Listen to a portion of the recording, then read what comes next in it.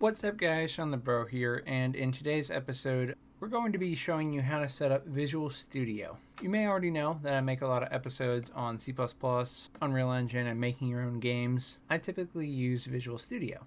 And in some of my templates, I have shown Visual Studio downloads and preferences, but I've never actually made a video to go the whole way through the process, so I want to do that today. That way you can see the whole process from downloading Visual Studio to getting into a project. And I didn't want it to be part of one of my other templates. I want it to be a standalone episode, so here it is. So first things first, you are going to go to the official Visual Studio link right here, visualstudio.microsoft.com. I'll put the link in the description for you to copy if you want. Once you go to this page, you are going to see a bunch of options on here, different ways to download Visual Studio, different subscriptions. Of course, choose whatever it is that you want, but I'm going to guide you through the free or community edition of Visual Studio. And the easiest way to do it is by going to Free Visual Studio up here. But if the website's changed, just go to anywhere it says Download Visual Studio, and you can change your settings in that menu. So if we click Free Visual Studio, this brings you to Visual Studio Community. We have two options. We have Visual Studio Community or Visual Studio Code. Visual Studio Code is good because it works on Windows, Linux, and Mac, whereas Visual Studio only works on Windows. I highly recommend Visual Studio over Visual Studio Code. No disrespect to Visual Studio Code, I've used it before, and it has lots of nice features. I highly recommend Visual Studio over Visual Studio Code if you're a C++ and Unreal engineer like I am. These are my favorites, and Visual Studio is perfect for this. If interested, I will do an episode on Visual Studio Code. But anyway, Visual Studio Community. We can go to Free Download, which is going to bring us to that download page. And once you do it, it should download immediately. You can look at the getting started guides that they have on here, but I'm going to be going through all this with you today, so we don't need to use the tutorials. Now for me, it initially blocked the file, so I had to come in here and manually allow it by selecting Download Unverified File. Once you download it, you will get this Visual Studio Setup.exe, and you can run it. Once you run it, it is going to ask if you want to make changes to your device. We're going to say yes. It's going to tell us we may need a few more things to be ready for this. I already have 2019 and 2022, and this is true. I do have both of these already. If you don't have any already, you're not going to have anything installed, and instead it's going to bring you here to Available, where you can then pick from the options here. And right now I only have Visual Studio Community 2022 Preview available to me, but you could have other versions depending on if you're signed in, if you've entered a key, and things like that. Visual Studio Community 2022 Preview is the newest. Preview here means they're testing features that aren't quite stable yet. So if it says preview, this is going to be the newest stuff before it goes into a stable branch. You'll notice I only have stable branches on mine.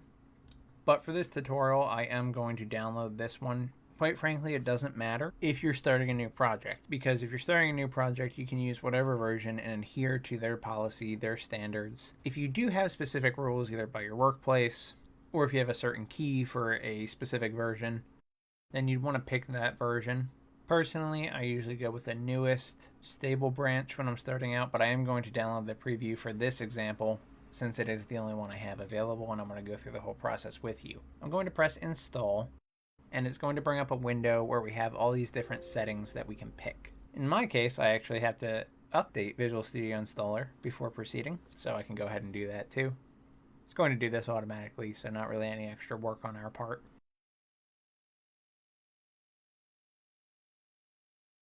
And now it's been updated, so we can go back here and install again. And now we're going to get back to that menu I was telling you about.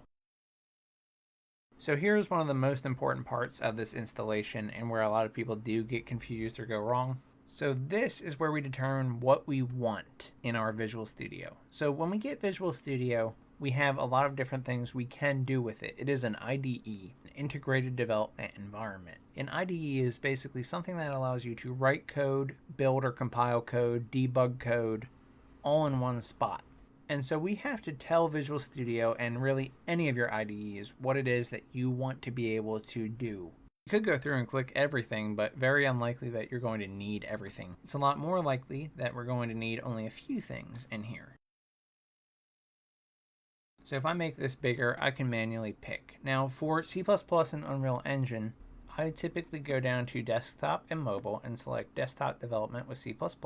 This is going to be a lot of good things for C++ itself. Then it has some extra tools that we may want, something like CMake and Clang. And for Unreal, I go down to gaming and select game development with C++ and click this as well.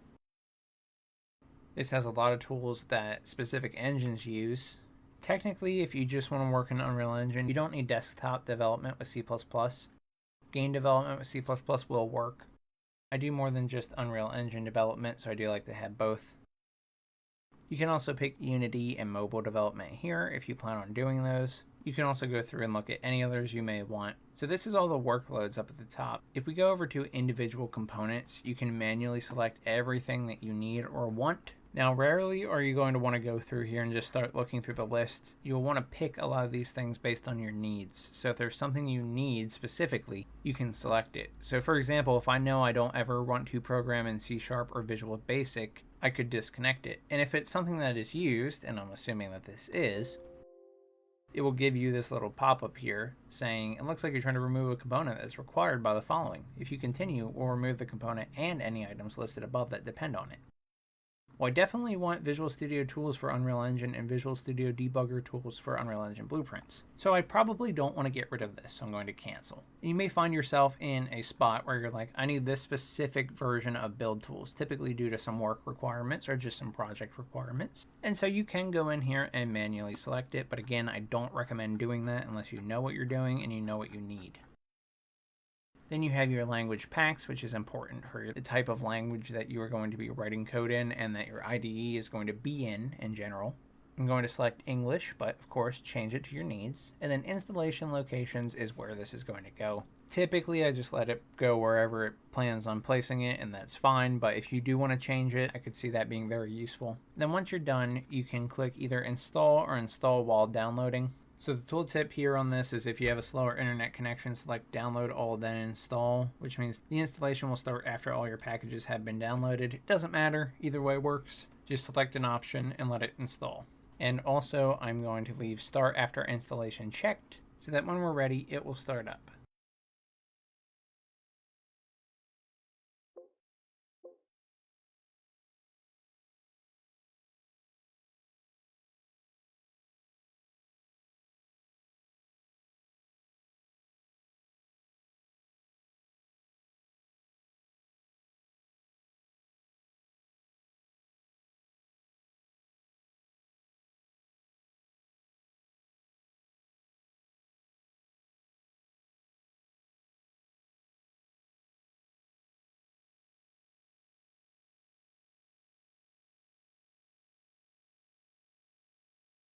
Now it has finished and it says done installing. We recommend that you restart Windows to clean up any remaining files. I typically listen to this and I recommend that you do as well, but because I'm recording this video, I am going to skip it for now.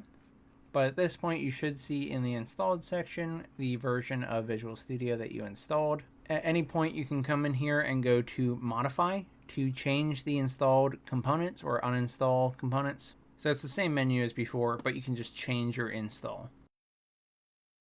You can also go to More to repair it, uninstall it, import or export configuration settings, or update settings, which if you click this, you will get some basic settings you can change for the IDE. At this point, you can launch it. Typically, you'll have to sign in here. Since I already do have my account signed up and signed in, then it automatically found it, but otherwise it would ask you to sign in here. If you don't have a Microsoft account, you can make one. Otherwise, you can sign in with that, or you can sign in with a GitHub account. A lot of times you can sign in with school accounts and things like that. So pick whatever means you want. I'm going to go through some of these options here. I'm going to skip on GitHub Copilot, but feel free to sign up for it if you want.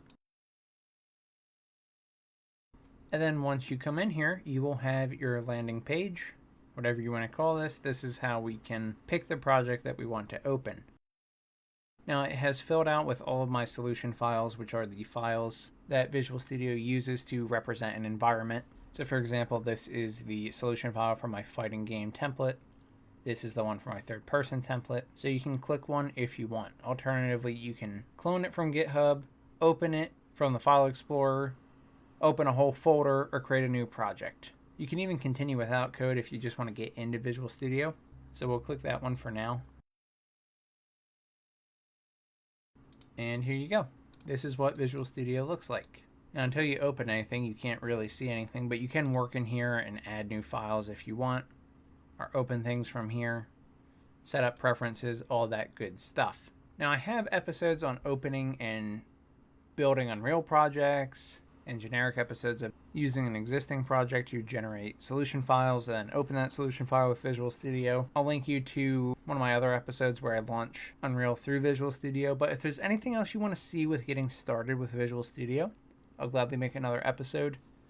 If you're interested in making a pure C++ project in Visual Studio, that is something that I will be covering as well.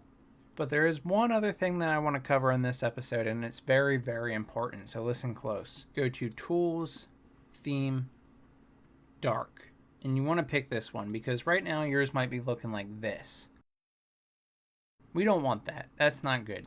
Nobody wants that. So we go to Theme, and we go to Dark here. Obviously, that's a joke. Use whatever theme you want.